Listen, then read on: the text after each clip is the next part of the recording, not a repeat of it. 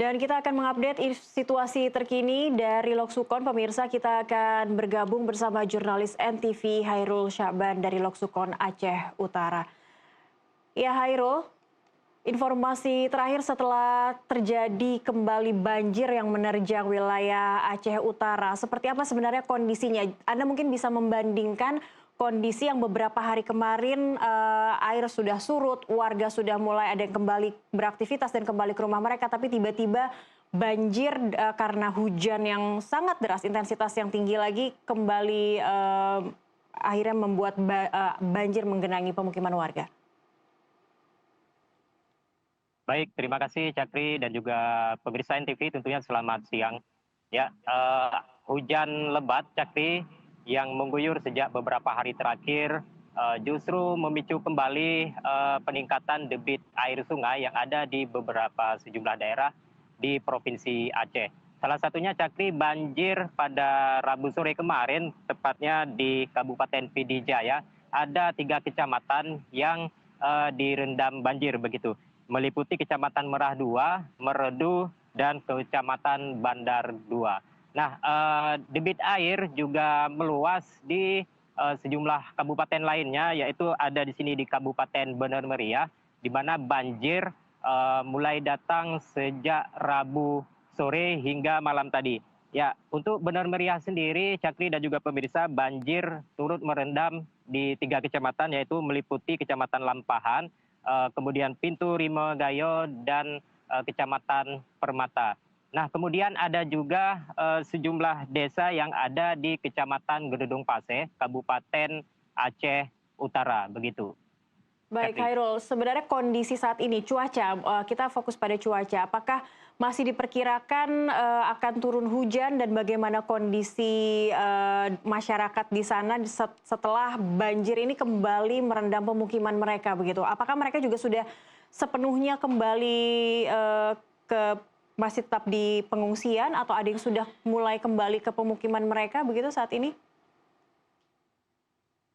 Ya, baik Cakri dan juga pemirsa, perlu diketahui hingga hari ini Kamis 25 Desember tahun 2025, di mana cuaca juga masih mendung dan BMKG juga masih begitu mengeluarkan peringatan dini bahwa cuaca di sejumlah daerah maupun kabupaten maupun kota di Aceh ini masih berpotensi diguyur hujan mulai dari intensitas sedang hingga sangat lebat.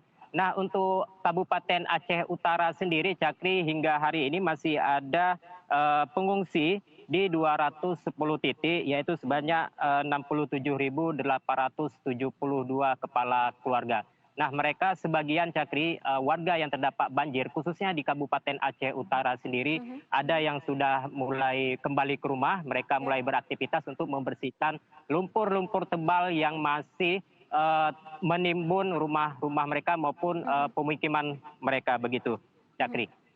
Baik, kalau tadi Anda katakan ini di 3 kecamatan dan juga BMKG masih mengimbau karena cuaca juga intensitas hujan masih akan tinggi begitu. Apakah ada imbauan dari pemerintah setempat, khususnya di Aceh Utara, agar masyarakat yang sudah kembali ke pemukiman untuk kembali lagi ke posko evakuasi atau ada hal lain imbauan yang disampaikan begitu, Hairul?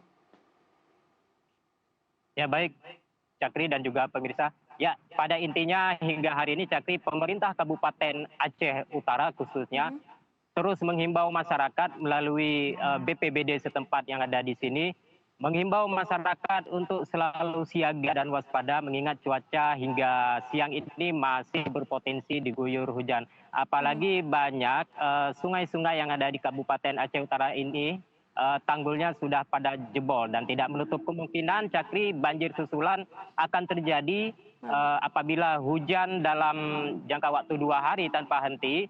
Dan inilah yang menjadi himbauan terus-menerus dari pihak kabupaten, mulai dari bawah hingga ke tingkat atas. Nah, salah satunya kabupaten sendiri di sini himbauan itu disampaikan melalui para kepala desa masing-masing agar tetap mensiagakan warganya apabila di kemudian hari terjadi banjir susulan. Nah, di samping itu Cakri dapat saya laporkan kembali bahwa Bupati Aceh Utara sendiri, yaitu Bapak Haji Ismail Ajalil atau yang akrab disapa Ayawa, kembali memperpanjang status tanggap darurat mulai 23 Desember 2025 hingga 29 Desember 2025. Di mana hingga saat ini Cakri, data yang saya peroleh dari BPBD Kabupaten Aceh Utara sendiri, banjir bandang yang terjadi pada akhir November 2025 lalu ini menyebabkan sebanyak 203 jiwa meninggal dunia. Dan luka-luka ada sekitar 2.127 jiwa. Dan yang masih dinyatakan hilang ada sekitar 6 orang. Begitu, Cakri. Baik, tentu kita harapkan di sini juga kepada saudara-saudara kita di Aceh Utara dan korban banjir di Sumatera bisa juga mendengarkan imbauan dari pemerintah karena kita ingin tidak ada lagi jumlah korban jiwa yang bertambah dan tetap selamat di sana.